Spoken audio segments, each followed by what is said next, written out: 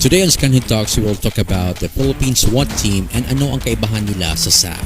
So mag-subscribe na dahil magandang usapin po ito dito sa Scanhead Talks.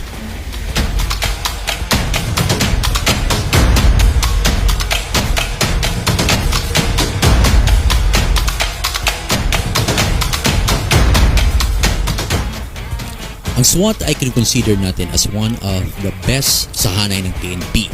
Dahil the moment magdatingan sila, that means merong mga seryosong operations such as mag-serve ng warrant sa mga high-value targets na may mga armas, provide immediate assistance kung may terrorist plots, susulong sa mga operations na hindi na kaya ng mga ordinaryong police, bypass operations, high-risk surveillance, personal protection, crowd dispersal, at mag-rescue ng hostages.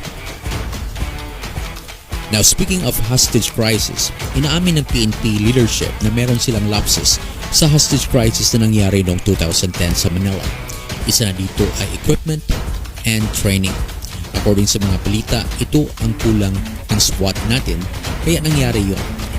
Poor negotiations with a hijacker, inadequate police equipment, allowing the media to roam around the hostage site, and bad crowd control. Kaya naging lesson sa PNP leadership ang insidente na yun. Kaya ngayon, nag-constant training and nag-upgrade ang SWAT natin.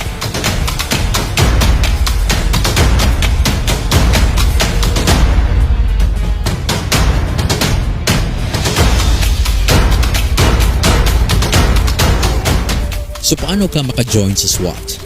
Are you ready?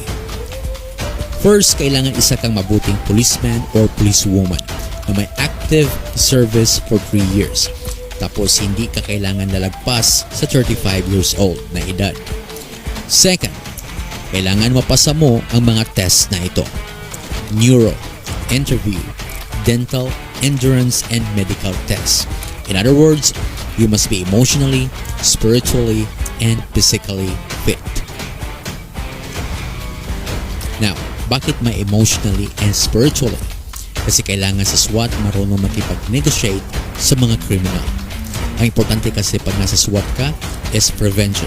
Kasi dapat ma-prevent nila na lumala ang gulo sa isang operation. Now, kung pasado ka sa mga test na yan, then you will undergo a series of training.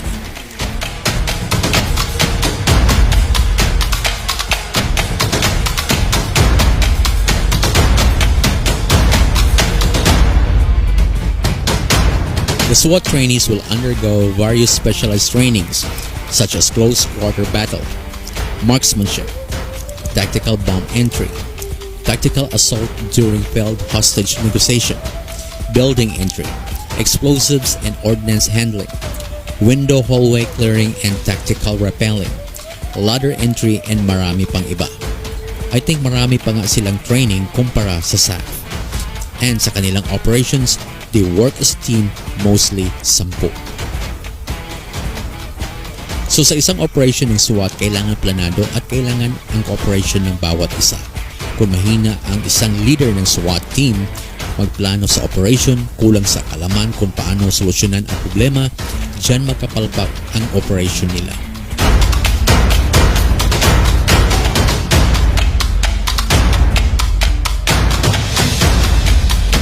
So kung sa tingin mo meron kang abilidad na ganyan at physically fit ka, then pwede ka mag-SWAT.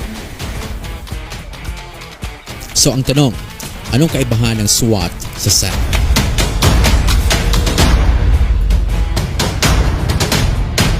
When it comes to training and also responsibilities, malaking kaibahan. Kino-consider kasi ang SAF as direct action force, kagaya ng Scout Rangers.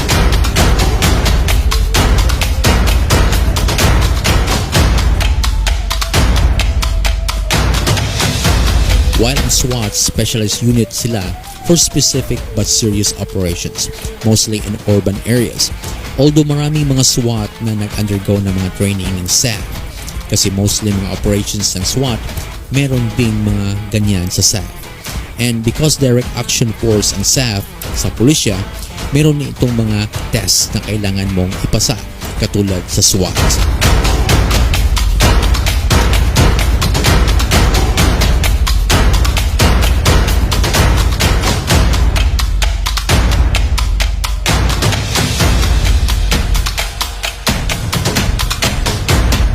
Now, talking about the number of days or months mag-training ang SAF kumpara sa SWAT, malaking kaibahan.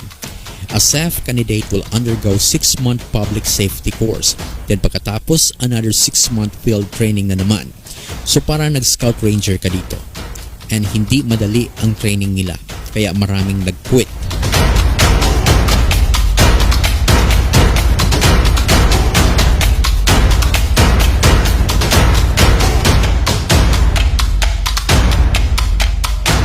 Ang SWAT naman ay nasa 45 days lang ang kanilang training, but meron silang mga refresher training from time to time. Kaya magkaiba ang kanilang level at tungkulin. To make it short, ang SAF is for bigger scope na operations that involves terrorism attacks or plots, while ang SWAT naman is for those serious operations that ordinary police could not handle. This is Jake Ismo and this is Scanhead Talks.